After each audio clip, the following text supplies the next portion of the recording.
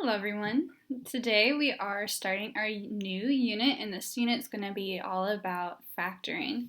And so for today we're going to be learning the first type of factoring, which is factoring out the GCF. So we'll learn about what the GCF is, how to factor it out, and then we're going to do some solving with factoring out the GCF.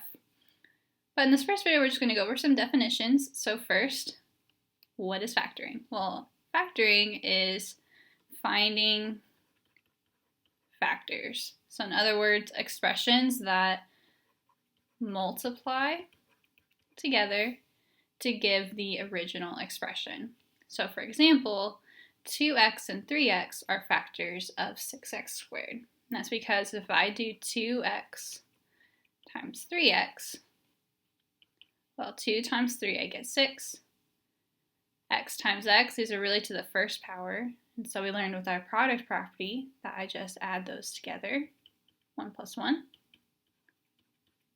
and I get that 6x squared. So factoring, we're basically splitting some terms apart into terms that multiply together to get my original. And then something else we'll need to know is greatest common factor, the GCF, and the GCF is the largest number that divides evenly into the original numbers. So I'm looking for the biggest number that goes into both. So for example, we can find the GCF of 12 and 16. And to do that, I like to create these tables. So I'm looking for numbers that multiply together to get 12.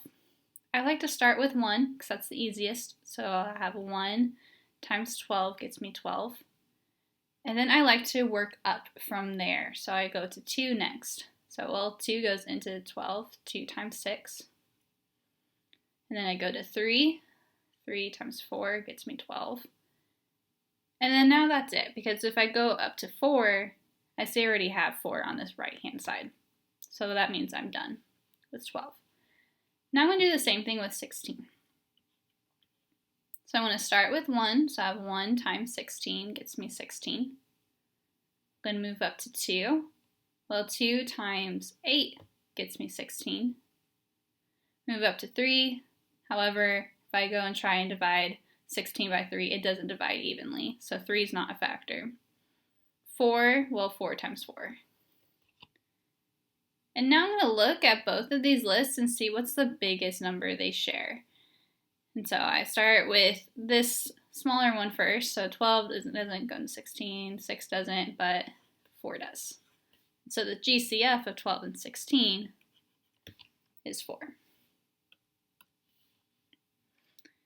But what we're going to be doing today is we're going to be finding the GCF of monomials, which again, those are just polynomials with one term. So to find the GCF of monomials, you're going to find the GCF first of the coefficients. So that's just the number in front of your variable. So like the coefficient of 6x squared is 6. And any common variables with the smallest exponent. And we'll see what I'm talking about there in the next video.